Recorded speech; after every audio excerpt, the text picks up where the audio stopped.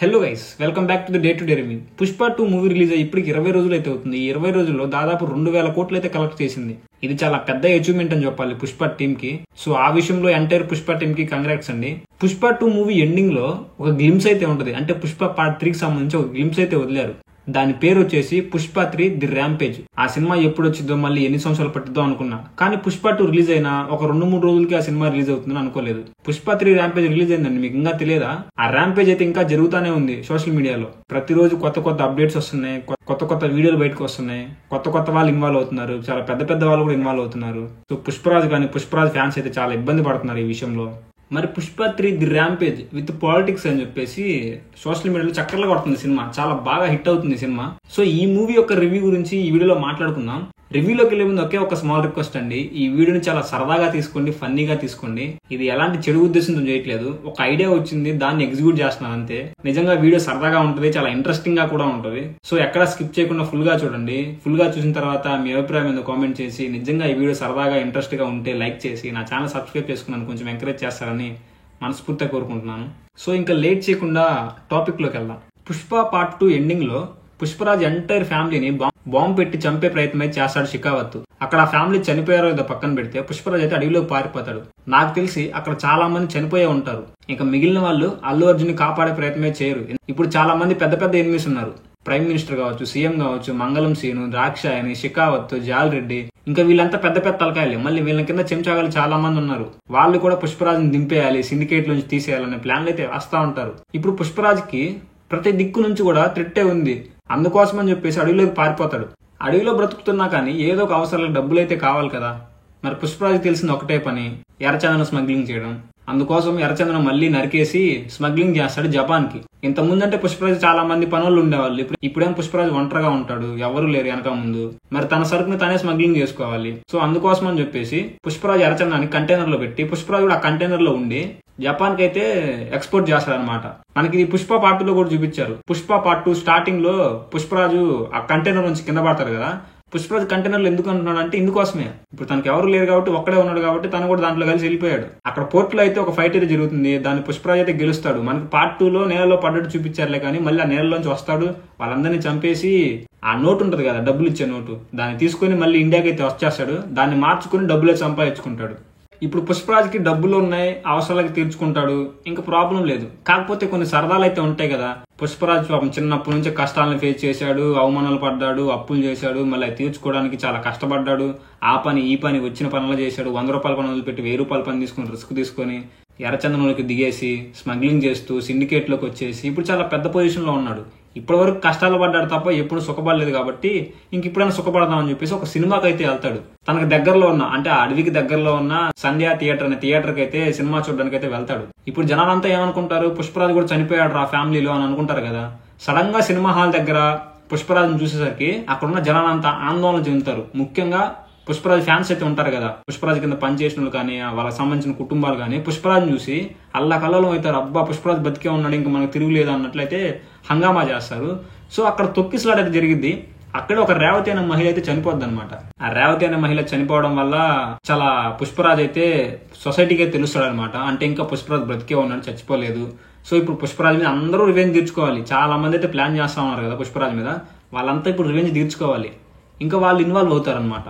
వాళ్ళు ఏ విధంగా ఇన్వాల్వ్ అవుతారంటే, ఆ థియేటర్ దగ్గర తొక్కిసలాట జరుగుతానంటది ఒక పక్క, కానీ పుష్పరాజ్ ఏం పట్టించుకోడు, ఎక్కడ తగ్గడు కదా, వెళ్ళి సినిమా చూసే ప్రయత్నం చేస్తా ఉంటాడు. సినిమా బాగానే చూస్తా ఉంటాడు. ఇప్పుడు షికావత్ ఫోన్ చేస్తాడు, పుష్పరాజు నువ్వు బ్రతికే ఉన్నావు అంట కదా, నీ చావు నా చేతుల్లోనే, కానీ ఇప్పుడు వద్దులే కానీ బయటికి రా సినిమా హాల్ నుంచి, అక్కడ తొక్కిసలాట జరుగుతుంది, ఒక మహిళ ప్రాణం కూడా పోయిందంట, ఆ తొక్కిసలాట్లో నువ్వు కింద పడి నీ ప్రాణం కూడా పోతే నిన్ను చంపాల్సింది నేను కదా, రివెంజ్ నాది, నా చేతిలోనే చావాలి, నువ్వు ఎవరి చేతిలో చావకూడదు అని చెప్పేసి పుష్పరాజ్ కి మన షికావత్ పోలీస్ అయితే చెప్తాడనమాట. కానీ పుష్పరాజు ఒక సాంగ్ అయిపోయినాక వెళ్తా, అమ్మోర్ జాతర అయిపోయినాక వెళ్తా అని చెప్పేసి నెగ్లెక్ట్ చేస్తాడు.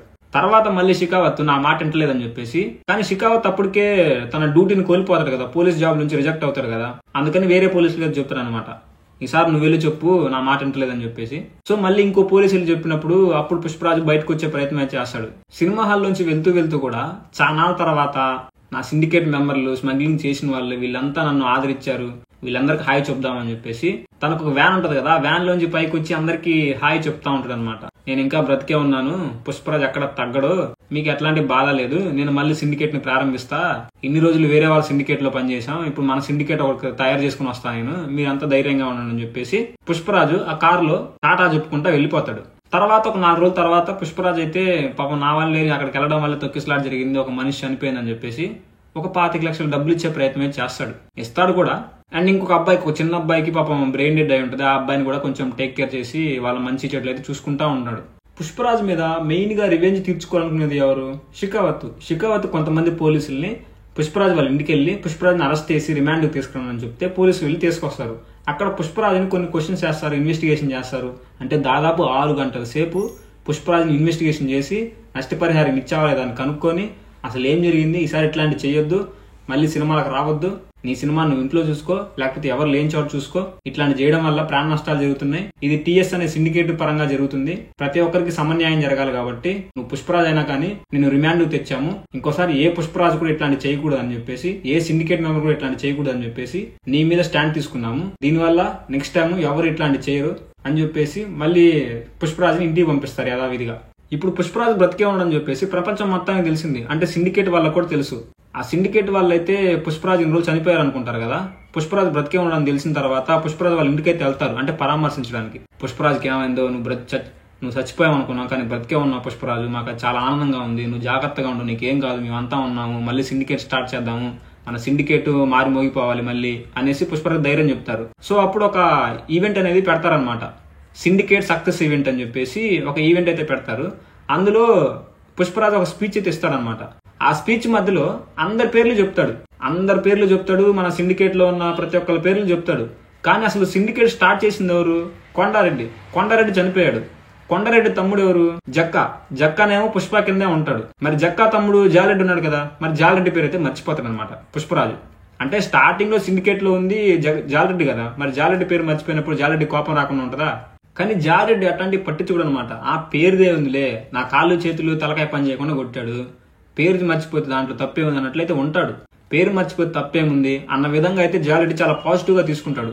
కానీ మంగళం సీన్ ఉరుకోడు కదా, మంగళం సీన్ తెలిసిందే మనకి, అందరినీ ఉసుగులుతాడు తప్ప తను మాత్రం ముందుకు రాడు. సో మంగళం సీన్ మన జాలరెడ్డి దగ్గరికి వెళ్ళి జాలరెడ్డి అందరి పేర్లు చెప్పాడు, సిండికేట్ స్టార్ట్ అయింది మీ ఫ్యామిలీతోనే, కానీ మీ పేరు మాత్రం చెప్పలేదు, మీ అన్న జక్కా పేరు చెప్పాడు, చనిపోయిన మీ అన్న పేరు కొండారెడ్డి పేరు చెప్పాడు, కానీ అందరికన్నా చిన్నోడివి, ఫ్యూచర్ లో సిండికేట్ ని ఆడాల్సింది నువ్వే, కానీ నీ పేరు మాత్రం చెప్పలేదు జాలరెడ్డి, నీకు అసలు విలువ లేదు, నీకు మర్యాద లేదు, నీ పేరుకి ఒక అర్థం లేదు, ఇంత పెద్ద సిండికేట్ లో నీ పేరు మర్చిపోతే ఎలా అని చెప్పేసి మంగళం సీను మన జాలరెడ్డిని గెలుగుతాడు అనమాట. అంటే ఎగేస్తాడు, ఇంకా పుష్పరాజు అంత చూడు, నువ్వు నీ పేరు మర్చిపోతే ఎట్లా ఉండదో ప్రపంచకానికి చూపి అని చెప్పేసి మంగళం సీను జాలరెడ్డిని ఉసుగొలుపుతాడు. మరి జాలరెడ్డి ఊరుకుంటాడా? జాలరెడ్డి ఇట్లాంటి విషయాలు అస్సలు ఊరుకోడు. వెంటనే ఒక సిండికేట్ మీటింగ్ అయితే పెడతాడు, అంటే మన అసెంబ్లీ మీటింగ్ టైప్ లో ఒక సిండికేట్ మీటింగ్ పెట్టి జాలరెడ్డి పుష్పరాజ్ చేసిన దారుణాలన్నీ చెప్పేస్తాడు.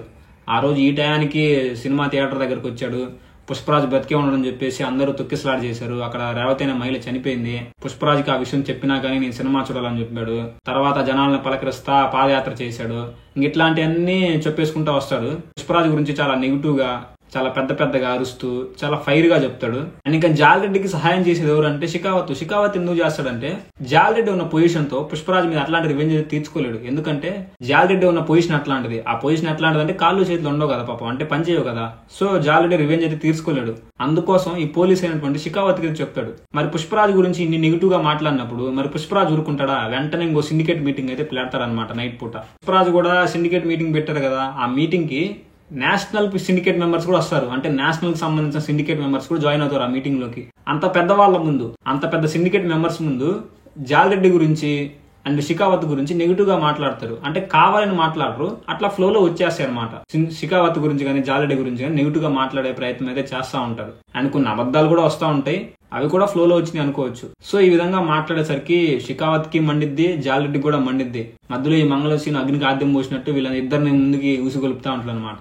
ఇంకా షికావత్ ఊరుకోకుండా ఆ థియేటర్ దగ్గర ఉన్న సీసీ కెమెరాలు కానీ, ఆ సరౌండింగ్ లో ఉన్న సీసీ కెమెరాలు, మొబైల్స్ లో ఉన్న కెమెరాలు, కార్ లో ఉన్న కెమెరాలు, వీటన్నిటి నుంచి ఒక 10 నిమిషాల వీడియోని క్రియేట్ చేస్తారనమాట. అంటే సేకరిస్తారు. ఈ సేకరించిన వీడియోని ఆధారంగా పెట్టుకుని జాలరెడ్డికి చూపించి, జాలరెడ్డి షికావత్ కలిసి పుష్పరాజుని మళ్ళీ అరెస్ట్ చేస్తారనమాట. అరెస్ట్ చేసి చిక్కడపల్లి పోలీస్ స్టేషన్ తీసుకొచ్చి మళ్ళీ విచారణ చేసే ప్రయత్నమే చేస్తారు. అక్కడ షికావత్ అడిగిన క్వశ్చన్లకి నిజంగా మన పుష్పరాజులో కొన్ని తడబాట్లు అయితే వచ్చినాయంట. అంటే కొన్నిటికి సమాధానం కూడా చెప్పలేదంట. ఏంది పుష్పరాజు, షికావత్ నెగిటివ్ చేసావు, జాలిడి నెగిటివ్ చేసావు, మా పని మేము చేస్తున్నాం అప్ప. నీదొక సిండికేట్, మాదొక సిండికేట్. మా సిండికేట్ లో ఎర్రచందనం అమ్ముకుంటావు, మీ సిండికేట్ లో ఎర్రచందనం అమ్ముకుంటావు. ఇక్కడ ఎర్రచందనం అంటే న్యాయం అనుకోవచ్చు. నీ న్యాయం నువ్వు చేసావు, మా న్యాయం మేము చేసాం. కానీ నెగిటివ్ ఎందుకు చెప్పడం, లేనిపోయిన అబద్ధాలు ఎందుకు చెప్పడం మా మీద అని చెప్పేసి మన షికావత్ అయితే అందరి తరపున అడుగుతారనమాట. సో వాటికైతే మన పుష్పరాజు సమాధానం కూడా చెప్పలేకపోయాడంట. ఆ చిక్కడపల్లి పోలీస్ స్టేషన్ దగ్గర చాలా పెద్ద బందోబస్తు అయితే పెట్టారు. ఎందుకంటే పుష్పరాజుని చంపడానికి చాలా పెద్ద పెద్ద వాళ్ళు ఇన్వాల్వ్ అయి ఉన్నారు. ప్రైమ్ మినిస్టర్ కానీ, మంగళం సీను, వీళ్ళంతా కూడా వచ్చే అవకాశం ఉంటుంది. అందుకోసం చాలా పెద్ద బందోబస్తు అయితే ప్లాన్ చేశారు. విచారణ అయిపోయింది, పుష్పరాజు అయితే మళ్ళీ ఇంటికి వెళ్ళాడు. మరి ఇంకా ఏం జరుగుతుంది, నిజాలు ఏంటివి, ఇవన్నీ తర్వాత కోర్టులో చూసుకుందాం అని చెప్పేసి మళ్ళీ పుష్ప పార్ట్ 4 అని చెప్పేసి ఏం చేస్తారనమాట. పుష్ప ది రైట్ చూసాము, పుష్ప ది రూల్ చూసాము, ఇప్పుడేమో ర్యాంపేజ్ చూసాము. మరి పుష్ప పార్ట్ 4 కి ఏ టైటిల్ పెడతారో కామెంట్ చేయండి. ఏదైనా కామెంట్ ఇంట్రెస్టింగ్ గా ఉండి టైటిల్ బాగుంటే నిజంగా అదే పెడతాను. దానికి సంబంధించిన వీడియో కూడా చేస్తాను. అండ్ ఎవరైతే ఆ టైటిల్ పెట్టారో వాళ్ళ పేరు కూడా మెన్షన్ చేస్తాను ఖచ్చితంగా. సో ఈ వీడియోని కూడా సరదాగా తీసుకోండి, ఎట్లాంటి పర్సనల్ గా తీసుకోవద్దు. జస్ట్ ఇప్పుడు జరుగుతున్న సిచ్యువేషన్ కి పుష్ప సినిమాకి కంపేర్ చేసి ఒక స్టోరీని అల్లుకున్నాను అంతే. అది కూడా ఇప్పుడు అల్లుకున్నాను అంతే. అది కూడా స్క్రిప్ట్ ఏం లేదు, జస్ట్ ఇమాజిన్ చేసుకుని ఆ క్యారెక్టర్స్ ని గుర్తు తెచ్చుకున్నాను. ఆ ఫ్లోలో ఏమైనా తప్పులు మాట్లాడుంటే క్షమించండి. మరి ఈ వీడియో పైన అభిప్రాయం ఏందో కూడా కామెంట్ చేసి, ఈ వీడియో నిజంగా ఫన్నీగా అనిపించినా లేకపోతే మీకు కొంచెం ఎంటర్టైన్మెంట్ చేసినా గానీ ఈ వీడియోకి ఒక లైక్ చేయండి. ఇంకా నన్ను సపోర్ట్ చేసి ఎంకరేజ్ చేద్దాం అనుకున్న వాళ్ళు నా ఛానల్ సబ్స్క్రైబ్ చేసుకున్నాను కొంచెం ఎంకరేజ్ చేస్తారని కోరుకుంటున్నాను. నెక్స్ట్ వీడియోలో మళ్ళీ కలుద్దాం. బాయ్.